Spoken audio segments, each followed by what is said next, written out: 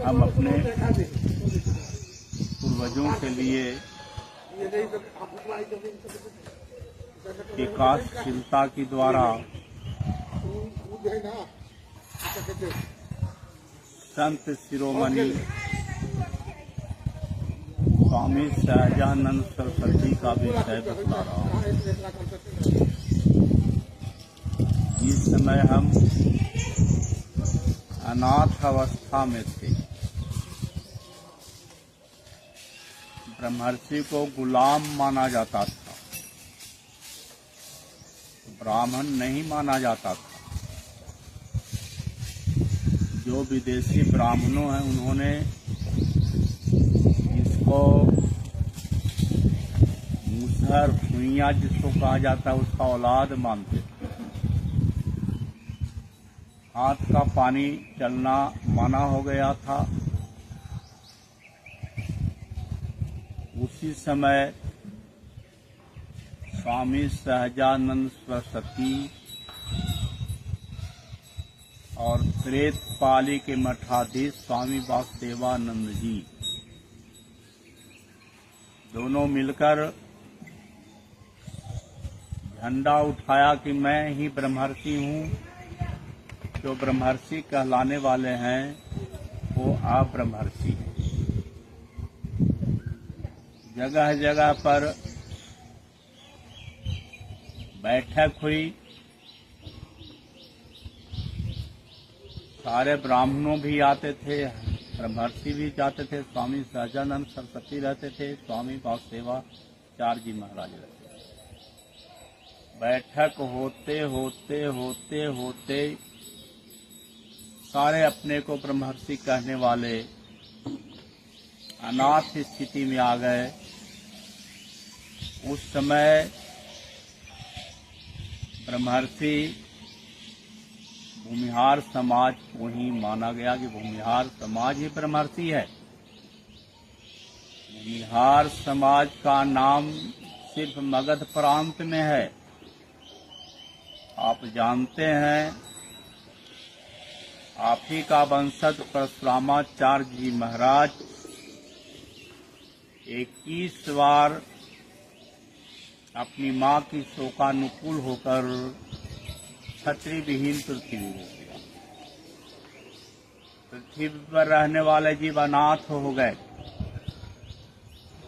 परशुरामाचार्य जी महाराज को चिंता सताया। यह बोझ हमारे माथे के ऊपर है, इस बोझ को हमें उठाना होगा। पूरे भारत देश में भ्रमण किया, कहीं भी ब्रह्मर्षि साथ देने को तैयार नहीं हुए। परशुरामाचार्य जी महाराज बिहार प्रांत मगध में आए। मगध भाषी ब्रह्मर्षि समाज अपने कुल की मान्यता दी और ये लोग तैयार हो गए कि मैं भूमि से उपार्जन करूंगा अन्न और पूरे देश को पालन करूंगा। ब्रह्मर्षि को भूमिहार ब्राह्मण का नामकरण परशुरामाचार्य जी के द्वारा ही हुआ। इसके बाद अन्य पंडितों ने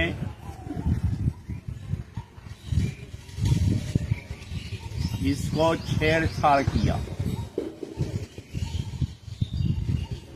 ब्रह्मर्षि बिहार से बाहर में कानकुब्ज ब्राह्मण कहे जाते हैं।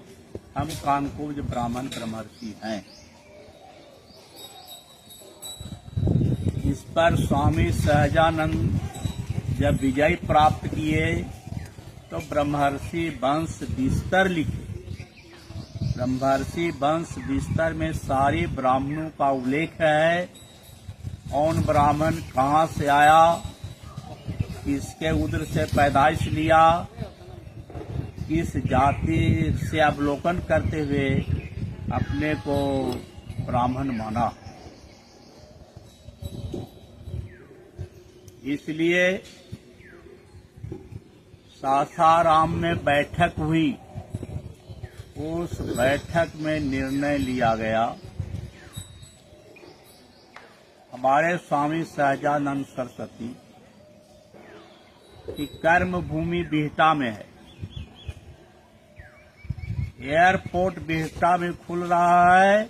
एयरपोर्ट का नाम स्वामी सहजानंद सरस्वती एयरपोर्ट होना चाहिए। एक पॉइंट। दूसरी पॉइंट, बिहार में श्री बाबू लगातार मुख्यमंत्री बने। अपनी समाज के लिए उन्होंने झंडा उठाया कि देखो ब्रह्मर्षियों, तुम लोग हरिजन में आ जाओ, मैं तुम लोग को हरिजन बनाता हूं, सारी सुख सुविधा मिलेगी। लेकिन ये जात थोड़ा प्रबुद्ध अपने को मानता है, कहा कि नहीं हम लोग हरिजन बन जाएंगे,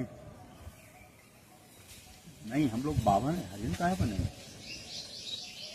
जिसका भुगतान आज हम भुगत रहे हैं, हम आप सबों ब्रह्मर्षियों की, किसी भी सत्ताधारियों के बीच में हमारी पहचान नहीं है। जबकि सरकार आपके वोट पर ही आधारित है।